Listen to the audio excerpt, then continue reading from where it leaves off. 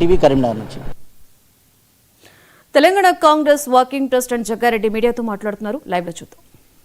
మొదటి ప్రయత్నంలో మొదటి కార్యక్రమాన్ని చేపట్టడం జరిగింది.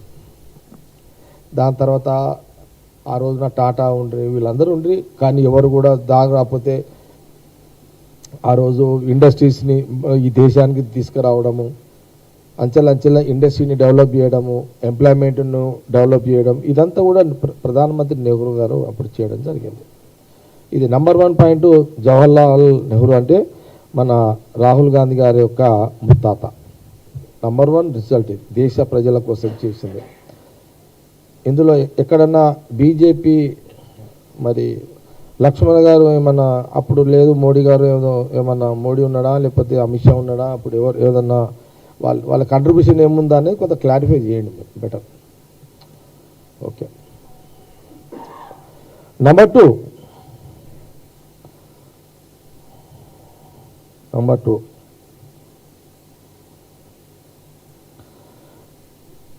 అదే దేశంలో పరిశ్రమలు తీసుకొచ్చి ఈ దేశాన్ని అనేక డ్యాములు కట్టారు, అనేక ఇండస్ట్రీ తీసుకొచ్చారు. ఎగ్జాంపుల్ మీకు కొన్ని చెప్తాను.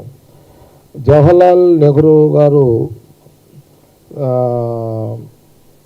మా దగ్గర బిహెచ్ఎల్ ఉంది, బిహెచ్ఎల్ ఉంది. అంటే బిహెచ్ఎల్ ఇంకా అంతకుముందు ఇంకా లేదు, అది ఓకే ఓకే. ఇది ప్రధానంగా. తర్వాత ఇందిరాగాంధీ గారు ప్రధానమంత్రి అయ్యారు. ఇందిరాగాంధీ గారు ప్రధానమంత్రి అయిన తర్వాత ఇందిరాగాంధీ గారు, లక్ష్మణ్ గారు, ఇందిరాగాంధీ ఎవరో మీకు తెలుసు కదా, ఇందిరాగాంధీ ప్రధానమంత్రి గారు తెలుసు, రాహుల్ గాంధీ గారి యొక్క నాయనమ్మ. ఓకే. రాహుల్ గాంధీ గారి యొక్క నాయనమ్మ ఇందిరాగాంధీ గారు, వారు ప్రధానమంత్రి కాగానే ఈ దేశంలో ఉన్న పెత్తందారుల భూములన్నీ తీసుకొని ఆ భూములన్నీ కూడా అన్ని రాష్ట్రాల్లో పేద ప్రజలకు 1 ఎకరా 2 ఎకరాలు వ్యవసాయం చేసుకొని బతకడానికి, వ్యవసాయ భూమిగా మార్చుకొని జీవించడానికి అందరికీ కూడా కుల మతాలకు అతీతంగా భూములన్నీ కూడా అందరూ కూడా ఇందిరాగాంధీ గారు వ్యవసాయం ముందు అభివృద్ధి చెందాలి, అందరికీ భూమి ఉండాలని వారు అందరికీ భూములు పంచిపెట్టడం జరిగింది. ఇది ఒక చరిత్ర, ఇదొక రికార్డు. రెండవది, ప్రతి గ్రామంలో ఆర్థిక అభివృద్ధి చెందాలంటే బ్యాంకులు పల్లెలకు బ్యాంకులు పోవాలని పల్లెలకే బ్యాంకులు తీసుకొచ్చిన వ్యవస్థ ఇందిరాగాంధీ గారి. ప్రభుత్వ బ్యాంకులు అన్ని పల్లెలకు వచ్చే ఒక ప్రక్రియను చేసింది ఇందిరాగాంధీ గారు. జాతీయ బ్యాంకుల జాతీయకరణ, ప్రభుత్వం ఆస్తి. ఓకే. అప్పుడు బీజేపీ నాయకులు ఎవరైనా ఉన్నారా దీని మీద కొంత క్లారిఫై చేయండి. దీని మీద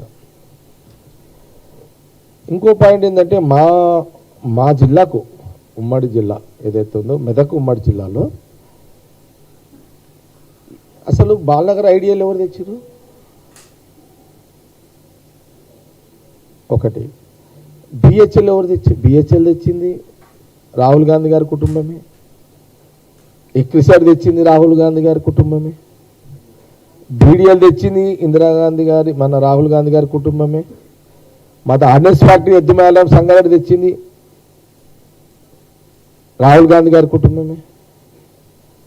ఎక్కడైనా ఇలాంటి ఇండస్ట్రీస్ని తీసుకొచ్చిన చరిత్ర బీజేపీ ప్రధానమంత్రులది, మాది ఉన్నది అని మీరు ఎక్కడైనా క్లెయిమ్ చేసే అవకాశాలు ఉన్నాయా? మీరు చెప్పగలుగుతారా? ప్రశ్న కాంగ్రెస్ పార్టీ.